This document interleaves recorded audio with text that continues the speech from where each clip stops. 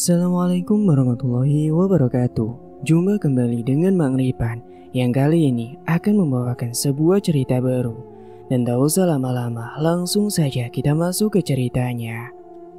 Rumah itu berdiri tegak di ujung gang sempit, berdinding tebal dengan cat yang mulai mengelupas dan atap seng berkarat yang memantulkan panas menyengat. Sekar berdiri di ambang pintu, menatap halaman kecil yang sebagian besar ditumbuhi rumput liar dan juga satu pohon naga besar yang menjulang. Daunnya rimbun menutupi sebagian langit. Prabaswara, suaminya, tampak sibuk menurunkan koper dari mobil bak terbuka yang mereka sewa dari kota. Gimana? Bagus kan? Dekat sama ibu, kita jadi bisa lebih hemat, kata Prabaswara sambil tersenyum, perlu menetes di dahinya. Sekar tidak langsung menjawab. Matanya menyapu seluruh sudut rumah, mencoba membiasakan diri. Rumah tua itu dulunya milik kakek Prabaswara dan sejak ditinggal puluhan tahun lalu, tak pernah benar-benar ditempati. Nyai Wardiningsih, ibu mertua Sekar, tinggal di rumah sebelah yang dihubungkan oleh pagar pendek dari kayu yang lapuk. Sekar tidak pernah terlalu akrab dengan mertuanya, bahkan cenderung menjaga jarak. Wanita tua itu punya sorot mata yang dingin yang selalu membuatnya tidak nyaman, seolah menilai setiap gerak-geriknya. Begitu langkahnya menjejaki lantai rumah, Sekar langsung merasakan sesuatu yang janggal. Ada aroma aneh, seperti amis daging busuk yang sudah lama tertimbun. Dia mencium bau itu dengan jelas, meski Prabaswara tidak tampak terganggu. "Mas, kamu gak nyium bau aneh ya?" tanya Sekar memegangi hidungnya. "Enggak dek, biasa aja. Mungkin bau dari gudang belakang paling, nanti aku bersihin." Sekar tidak membalas, dia hanya mengangguk, tapi dadanya terasa berat. Selama proses bersih-bersih rumah, bau itu tidak hilang. Justru semakin dia menyapu dan mengepel, aroma itu semakin menusuk hidung, seolah berasal dari dalam dinding. Malam pun menjelang dan mereka akhirnya berbaring di kasur yang baru saja dibentangkan di kamar tengah. Lampu gantung berayun pelan, tertiup angin malam yang masuk dari jendela. Sementara di luar, daun pohon nangka berdesir pelan seperti berbisik. Sekar terlelap dengan rasa gelisah yang menggumpal. Dan pada malam itu, mimpi buruk pertamanya pun akhirnya datang. Dalam mimpinya, Sekar berada di dalam kamar yang sama, namun lampu padam dan seluruh ruangan dipenuhi kabut kelabu. Dari sudut ruangan, muncullah sosok wanita tua yang berbaju lusuh, rambutnya panjang dan gimbal seperti belum pernah disisir selama bertahun-tahun. Wajahnya nampak keriput, matanya merah menyala, dan kuku-kukunya panjang seperti cakar. Wanita itu melangkah pelan ke arah Sekar yang tidak bisa bergerak. Sekar mencoba menjerit, namun suaranya tercekat. Sosok itu mendekat, lalu dengan tangan keriputnya mencengkeram leher Sekar erat-erat. Hawa dingin pun menyusup ke kulitnya, jantungnya berdegup kencang hingga rasanya hampir meledak. Sosok itu membuka mulutnya, menggumamkan kata-kata yang tidak jelas. Suaranya seperti bisikan dari perut bumi. Sontak seketika, Sekar pun terbangun dengan tubuh yang berkeringat dan napas yang memburu. Dia duduk tergopoh, memegangi dadanya yang sakit. Mas berapa?" panggilnya pelan. Suaminya hanya menggeram kecil, masih tertidur lelap di sebelahnya. Sekar menatap langit-langit kamar. Mimpi itu terasa begitu nyata, seperti dia benar-benar dicekik, bahkan lehernya terasa begitu nyeri. Dan keesokan paginya, saat sedang menyeduh air di dapur, Sekar tiba-tiba merasakan mulas hebat. Dadanya seperti ditusuk-tusuk dari dalam, dan rasa logam mulai memenuhi mulutnya. Tanpa sempat berpikir, dia pun memuntahkan darah pekat ke lantai dapur saat itu juga. Sontak matanya pun terbelalak, tubuhnya pun bergetar. Mas, teriaknya merasa panik. Prabaswara yang baru selesai menyiram halaman langsung masuk dan panik melihat genangan darah di lantai. "Ya Allah, Sekar, kamu kenapa?" Aku gak tahu, Mas. Tadi tiba-tiba perutku nyeri banget," ucap Sekar lemah. Seketika Prabaswara pun langsung membawanya ke klinik terdekat. Dokter hanya bilang itu mungkin akibat kelelahan dan lambung yang bermasalah. Tapi Sekar tahu ini bukan sakit biasa. Dia sudah pernah masuk angin, pernah juga mah, tapi tak pernah semengerikan saat ini. Ada yang aneh di rumah itu, dia bisa merasakannya. Beberapa hari berikutnya, tubuh Sekar makin lemah. Dia sering merasa kedinginan, bahkan saat cuaca panas pun. Bau amis di rumah semakin menyengat, dan setiap malam dia bermimpi hal yang sama. Sosok wanita tua yang menatapnya dari sudut kamar, lalu berjalan dan mencekiknya hingga napasnya habis. Dia mulai takut untuk tidur, matanya selalu terbejam dengan waspada. Hingga pada suatu sore, Sekar pun duduk di beranda rumah, menatap pohon nangka di halaman. Pohon itu tambah kokoh, batangnya besar, daunnya hijau tua. Tapi entah kenapa, dia selalu merasa tidak nyaman setiap melihatnya. Ada getah bening yang menetes dari kulit pohon itu, tapi anehnya tidak ada luka di batangnya. Padahal getah itu mengalir perlahan seperti darah yang menetes dari luka Sekar. Saat itulah Nyai Werdiningsih muncul dari arah rumah sebelah. Perempuan tua itu berjalan perlahan mengenakan kain batik coklat dan juga kebaya tipis. Dia menatap Sekar dengan mata yang tajam, lalu tersenyum dingin. "Gimana, Ndok? Sudah mulai kerasan?" tuturnya menyapa Sekar. Sekar mencoba tersenyum dengan sopan meski bulu kuduknya meremang.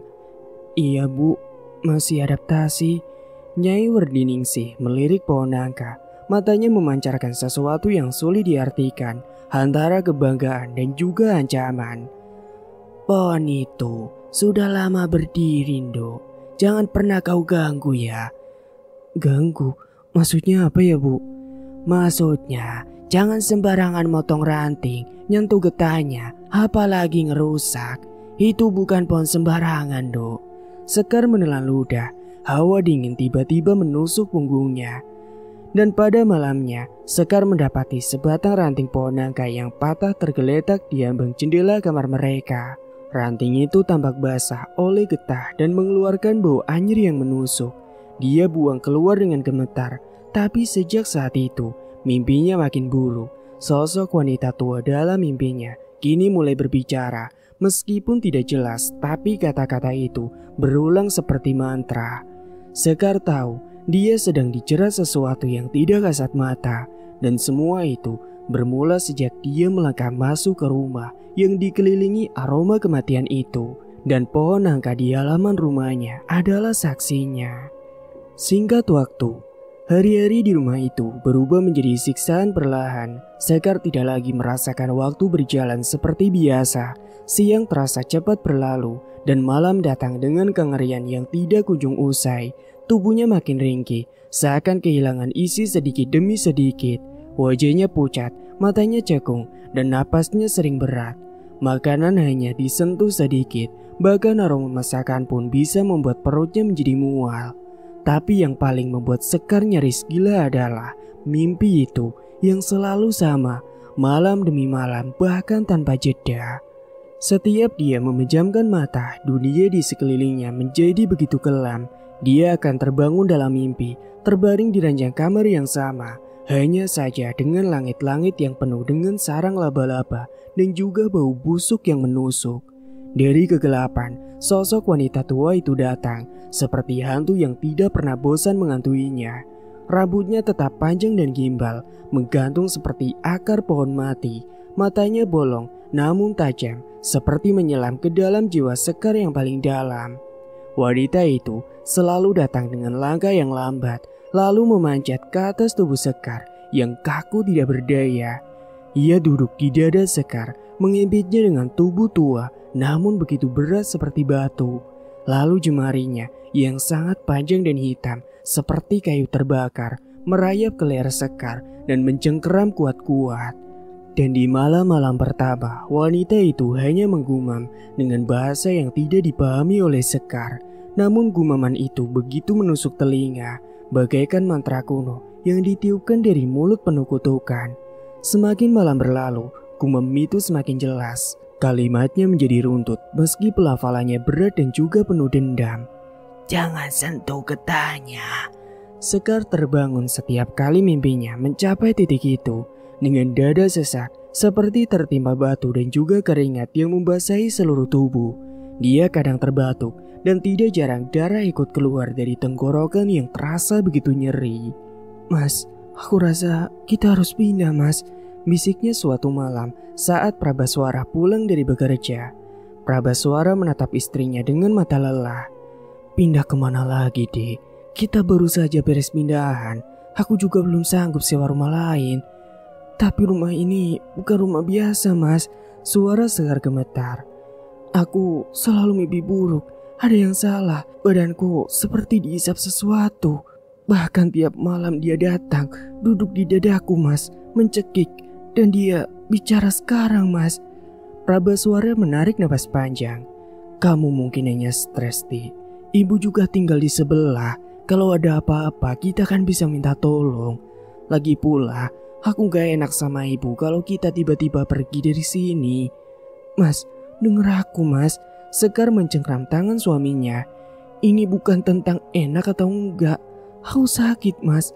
Dan ini bukan cuma soal tubuh. Rasanya seperti ada yang menyedot hidupku, Mas." Prabaswara menghela napas. Dia menatap wajah istrinya yang semakin kurus. Tapi seperti sebelumnya, dia hanya berkata, "Baiklah, kalau begitu besok aku akan antar kamu ke puskesmas lagi ya." Sekar menarik tangannya pelan. Dia tahu suaminya tidak akan mengerti. Sejak pindah, hubungan mereka pun mulai renggang. Prabaswara lebih sering di rumah ibunya, membantu mengurus toko kelontong kecil di depan, dan jarang menemani Sekar di rumah. Kesepian dan ketakutan membuat Sekar mencari jalan lain. Tetangga sebelah kiri rumah mereka, seorang pria tua bernama Pak Sumerat, dikenal sebagai orang yang bisa melihat sesuatu yang tidak kasat mata. Dulu, warga sering datang kepadanya jika ada hal-hal aneh yang tidak bisa dijelaskan secara medis. Sekar pun memutuskan menemui beliau diam-diam saat Prabaswara sedang membantu ibunya. Pak Sumerat duduk di balai bambu di depan rumahnya. Rambutnya putih semua dan tubuhnya ringkih, namun matanya masih tajam menelisik. "Aku tahu rumah itu, Nduk," katanya setelah Sekar menceritakan semuanya. "Kamu pikir, apakah hanya kamu yang pernah dihuni mimpi buruk di sana? Dulu, waktu kecil, aku pernah masuk ke rumah itu untuk mencari jambu. Dan malamnya, aku mimpi digendong wanita tua ke dasar sumur. Bangun-bangun, bibirku menjadi biru." Sekar pun menelan ludah. "Lalu, apa yang harus saya lakukan, Pak?" tanyanya. Pak Sumerat memejamkan mata sejenak, lalu masuk ke rumahnya. Dia kembali dengan sekantong bunga 7 rupa dibungkus kain putih. "Coba kamu taburkan ini di bawah pohon nangka saat matahari mulai tenggelam, Dok. Jangan bicara apapun, jangan menoleh. Jangan pikirkan hal-hal buruk. Kalau kamu dengar suara, jangan jawab. Mengerti?" Sekar mengangguk meski jantungnya berdebar tak karuan. Sore itu, menjelang waktu maghrib, Sekar pun berjalan perlahan ke bawah pohon nangka. Matahari condong ke barat, cahaya keemasannya memecah daun-daun tua. Pohon itu bahkan tampak lebih besar daripada biasanya, dan getah yang menetes dari batangnya tampak seperti air mata yang membeku. Sekar jongkok perlahan, membuka kain putih, dan mulai menaburkan bunga satu persatu di tanah. Angin berdesir lembut, namun membawa bisikan yang samar. "Kau mengusikku." Sekar menahan napas, dia tidak menjawab, hanya terus menabur bunga itu. Tiba-tiba, daun pohon bergemerisik lebih keras, dan suara seperti erangan keluar dari batang pohon. Sekar menutup mata, menyelesaikan taburan bunga, lalu berdiri dan kembali ke rumah tanpa menoleh. Dan malam itu pun, mimpi Sekar berubah. Kini, dia tidak hanya berada di kamar mimpi yang sama, tapi tempat itu kini dipenuhi bau bunga busuk yang bercampur dengan bau amis. Sosok wanita tua itu muncul lebih cepat. Matanya kini menyala hijau dan wajahnya lebih jelas daripada sebelumnya. Keriputnya nampak dalam, mulutnya hitam, dan lidahnya menjulur seperti ular. Bahkan dia langsung berada di atas dada Sekar. Kali ini lebih berat, jemarinya kembali mencengkram leher Sekar. Dan untuk pertama kalinya, dia berkata dengan suara yang keras yang mengguncang langit-langit kamar mimpi. "Jangan sentuh getahnya." Sontak Sekar pun menjerit. Dia terbangun dengan tubuh kaku dan leher yang sakit seperti habis dicekik betulan. Kali ini, dia merasa hawa di kamar jauh lebih dingin dari biasanya. Dia melihat ke sekeliling, tidak ada yang berubah. Tapi aroma bunga busuk dan amis itu kini juga hadir di dunia nyata. Dia pun segera berlari ke arah dapur dan kembali muntah darah. Apapun yang Sekar lakukan, mimpi itu ternyata tidak bisa dilawan. Dan sekarang dia tahu, getah pohon nangka itu bukan hanya zat alam biasa. Dia telah menyentuh sesuatu yang seharusnya tidak disentuh. Dan wanita tua dari mimpi itu belum selesai dengannya. Singkat waktu, udara pagi itu lembab dan pengap, seolah-olah kabut tipis menggantung tidak hanya di udara, tapi juga di dada Sekar. Dia duduk di dapur, memandangi jari-jarinya yang gemetar di atas meja kayu yang kusam. Matanya merah karena tidak tidur semalam. Mimpi buruk yang tidak kunjung henti membuat tubuhnya makin melemah. Dan setiap bangun, dada seperti dipukul dengan balok kayu. Tapi hari itu, dia merasa ada yang harus dilakukan. Dia tidak bisa lagi hanya menunggu dan berharap malamnya akan damai. Tidak, malam-malam damai sudah lama mati di rumah ini. Pak Sumerat datang pagi-pagi, seperti sudah tahu Sekar membutuhkan kehadirannya. Dia berdiri di depan pintu dengan sorot mata yang tajam yang tidak biasa. Sekar membukakan pintu dalam diam. Tak perlu banyak bicara karena rasa takut dan firasat buruk seperti menyatu di udara di antara mereka. "Pohon nangka itu," kata Pak Sumerat pelan. "Aku mencium sesuatu yang tidak wajar. Getahnya tidak alami." Sekar mengangguk, menelan ludah. "Saya juga sering melihat getahnya menetes sendiri, Pak. Padahal tidak ada yang menyentuh. Kadang-kadang saya lihat warnanya bukan putih susu seperti biasanya, tapi agak kekuningan dan berbau." Pak Sumerat mengangguk pelan. "Kalau begitu, kita harus tahu pasti. Ambilkan sedikit getahnya, tapi hati-hati. Jangan disentuh langsung dengan tanganmu. Gunakan daun atau alat apapun." Sekar menatap Pak Sumerat, ragu. "Lalu saya sendiri yang ambil, Pak?" "Kalau aku yang ambil, pohon itu bisa menolak. Kamu yang jadi sasarannya, kamu yang lebih dekat, dia tidak akan menyangka." Siang itu, ketika Prabaswara sedang mengantar barang ke toko ibunya, Sekar keluar pelan-pelan dari rumah, membawa satu toples kaca kecil dan sehelai daun talas yang dipetik dari kebun belakang. Dia berdiri di hadapan pohon nangka yang menjulang. Dedaunyanya lebat dan batangnya tua berlumut. Sekilas seperti pohon biasa, namun kini Sekar bisa merasakan seolah pohon itu hidup dan sedang menatap balik. Dia mendekat perlahan, melihat tetesan getah kental yang menetes dari salah satu luka di batang. Getah itu mengalir pelan, tapi tidak jatuh ke tanah, justru menggumpal seakan memiliki nyawa. Sekar mengangkat daun talasnya, mencoba menampung setetes saja, dan tiba-tiba angin berembus kencang. Dan pohon bergetar. Sekar yang berdiri di akar mengembung itu kehilangan keseimbangan. Kakinya terpeleset di tanah berlumut. Dia menjerit pendek saat tubuhnya nyaris jatuh ke belakang. Tapi sebelum benar-benar terguling, sebuah tangan kurus namun kuat menyambar lengannya. "Ya, dia Pak Sumerat." "Sudah ku bilang hati-hati," gumamnya seraya menarik tubuh Sekar ke atas. Nafas Sekar terengah, tapi toplesnya selamat. Dan di dalamnya ada setetes getah nangka mengambang seperti lendir aneh dalam air mata. "Cepat, bawa ke dalam," kata Pak Sumerat. Di dalam rumah Pak Sumerat, tempat itu bau menyan dan wangi-wangian dari akar-akaran. Dia menyalakan dupa, menggambar lingkaran kecil di atas nampan tanah liat, lalu menaruh toples itu di tengah. "Ini cara lama," bisiknya. "Kalau getah ini bersih, warnanya tidak akan berubah. Tapi kalau sudah dirapal, akan terlihat siapa dia sebenarnya." Dia menaburkan bunga kering, menyalakan sejumlah dupa, dan menggoyahkan lonceng kecil di tangan kirinya. Sekar hanya bisa duduk bersimpuh, mengamati, dan menahan napas. Beberapa menit pertama, tidak ada yang terjadi. Lalu tiba-tiba, toples itu bergetar pelan, uap tipis keluar dari dalamnya, dan perlahan, sangat perlahan, warna putih kental dari getah itu mulai berubah menjadi jingga, lalu merah tua, lalu merah pekat, seperti darah Sekar. "Ya Allah," desis Sekar, tubuhnya mulai bergetar. Pasumerat memandangi cairan itu lekat-lekat. Getah ini sudah disambungkan dengan medium santet. Ini bukan sekedar getah, ini penampung nyawa. Dia menyerap tenaga orang yang tinggal di dekatnya, terutama kalau pohonnya ditanam dengan tujuan itu. Sekar menoleh cepat. Jadi maksudnya seseorang menanam pohon ini dengan niat jahat. Pasumerat diam sejenak, lalu berdiri. Dia membuka laci dan mengeluarkan pisau kecil serta botol minyak kelapa. Kita harus lihat langsung pohonnya. Aku curiga ada raja di sana.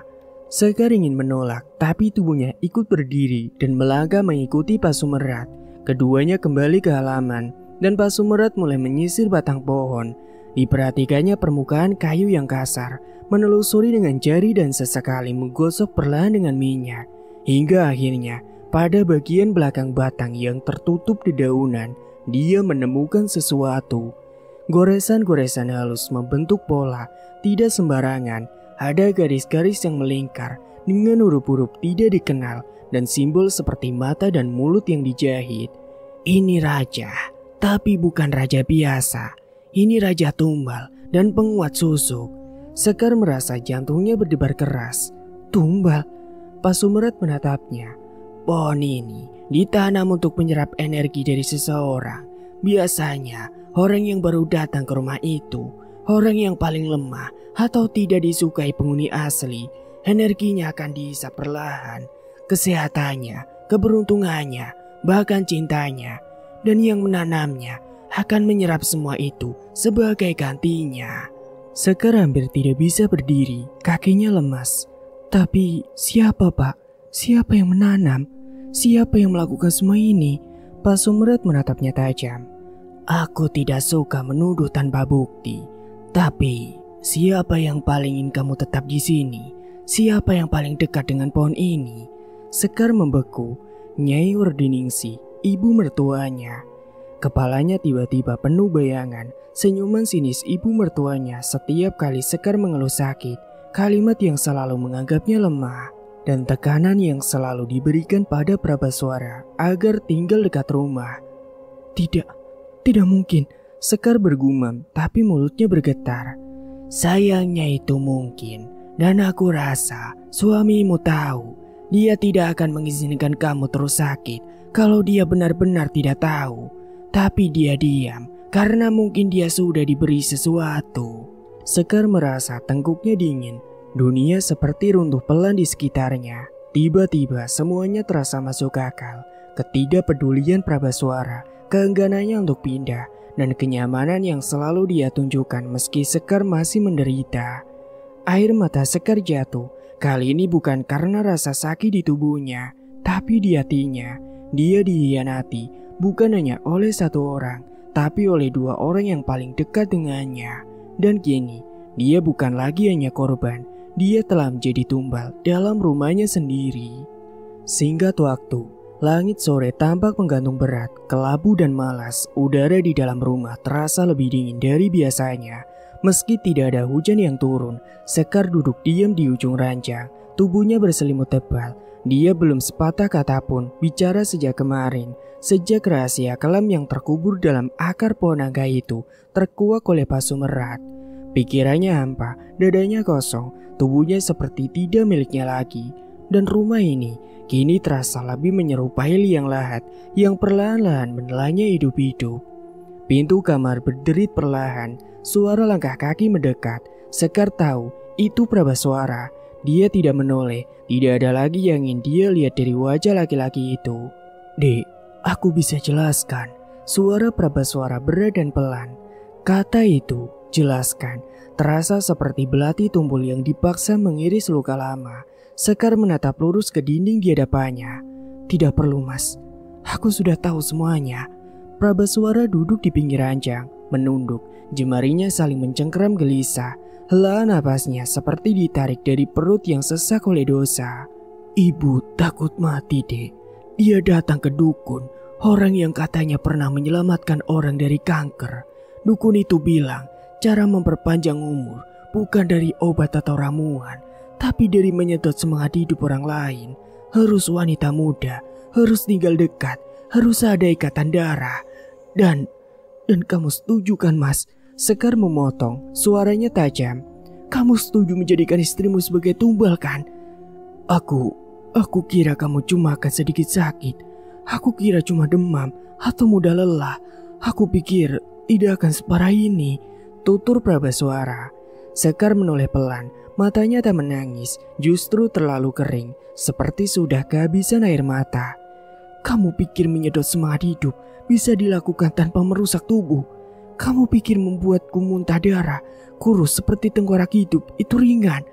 Prabaswara mengertakkan gigi, dan di sanalah akhirnya dia pecah. Air matanya jatuh, baunya berguncang. Tapi bagi Sekar, tangisan itu tidak lebih dari pertunjukan sepi di panggung kebohongan. Aku ingin pergi Mas. Sekar bangkit dari tempat tidur. Aku akan pulang ke rumah orang tua aku malam ini juga. Aku tidak peduli mau kamu larang atau tidak. Tapi malam itu, rumah tidak membiarkan Sekar pergi dengan mudah.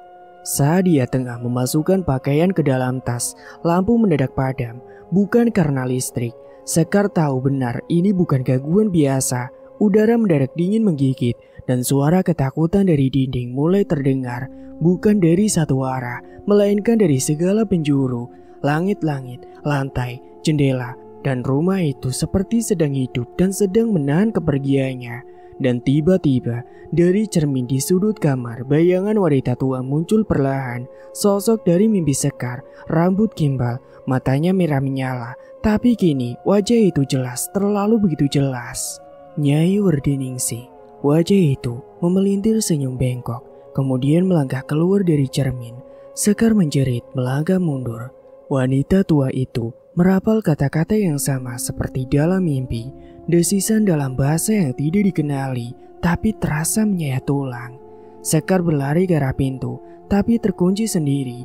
Dari balik jendela, langit terlihat semakin gelap, seperti malam yang sudah kehilangan bintang dan bulan. Sosok Nyai Werdiningsih kini sudah berubah sepenuhnya. Tubuhnya membesar, kulitnya bersisik seperti ular, dan matanya merah menyala. Dia melayang di udara, lidahnya menjulur panjang dengan suara napas berat yang mengguncang seluruh ruangan. Sekar menjerit hingga tenggorokannya begitu sakit. Namun saat itu, pintu rumah terbuka sendiri. Pak Sumerat muncul membawa botol besar berisi minyak jelantah yang dicampur dengan kemenyan merah. Di tangannya yang satunya terselip sebatang dupa dan korek api. "Pergi keluar Sekar, lari ke halaman," teriaknya kala itu. Sekar pun berlari tanpa menoleh ke belakang. Dia menobrak pintu, terhuyung keluar, lalu berlutut di tanah dengan napas memburu.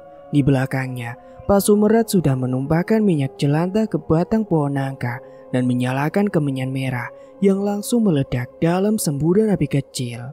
"Aku tahu siapa kamu," teriak Pak Sumerat ke arah pohon itu. "Kau tumbal yang haus, tapi aku juga tahu cara memutuskanmu." Begitu api menyentuh batang pohon, suara jeritan terdengar dari dalam tanah. Bukan jeritan manusia, tapi lebih seperti suara perempuan, tua, dan terdengar begitu nyaring. Pohon itu menggeliat seperti makhluk hidup, daun-daunnya mengecak, dan dari kulit batangnya mengalir darah dengan deras. Iya, itu darah, bukan getah lagi. Api menjalar, melahap akar dan batang. Angin berembus kencang, nyaris menerbangkan Sekar yang berlutut di tanah. Di balik kobaran api, Sekar melihat sosok Nyai Werdiningsih menjerit. Tubuhnya terbakar perlahan, menghitam, lalu berubah menjadi debu yang terbawa angin. Tak lama, pohon itu pun roboh dengan suara yang mengguncang tanah. Api padam sendiri, menyisakan bekas arang di tanah yang hangus. Saat itu, Prabaswara keluar rumah dengan mata yang kosong. Dia melangkah pelan, seperti orang yang mabuk, menatap tanah hangus itu lalu tertawa kecil. Tapi tawanya aneh, tawa orang yang pikirannya telah pergi jauh. "Mas," Sekar mendekat, tapi Prabaswara tidak menoleh. Dia duduk di tanah, mengambil segenggam abu pohon dan menaburkannya ke kepalanya sendiri sambil berkata lirih, "Biar ibu bisa hidup lebih lama." Dan sejak malam itu, Prabaswara tidak pernah kembali seperti dulu. Dia sering duduk berjam-jam di bawah hujan, bicara sendiri, tertawa dan menangis di waktu bersamaan. Sekar akhirnya benar-benar pergi, meninggalkan rumah itu beserta trauma yang membatu di dalam tubuhnya. Sementara itu, Nyai Werdiningsih tidak pernah ditemukan, hilang seperti tertelan bumi. Rumah itu meski tidak terbakar, menjadi kosong. Tak seorang pun warga berani mendekat. Bahkan rumput pun enggan tumbuh di bekas akar pohon naga itu.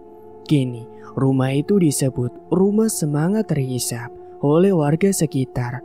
Banyak yang bilang mereka mendengar jeritan dari dalam setiap malam Jumat. Ada pula yang melihat asap tipis keluar dari jendela, padahal tidak ada siapa-siapa di dalamnya. Dan tanah bekas pohon naga itu tetap tandus seperti menolak kehidupan. Sementara itu, Sekar sendiri memilih untuk diam di tempat barunya dan dia tidak akan pernah kembali lagi. Tamat, cerita pun selesai. Dan itulah ending cerita kali ini. Terima kasih bagi kalian yang sudah menyimak cerita dari awal sampai selesai. Dan nantikan juga cerita lainnya yang akan Mang Ripan bawakan. Sekian dulu. Wassalamualaikum warahmatullahi wabarakatuh.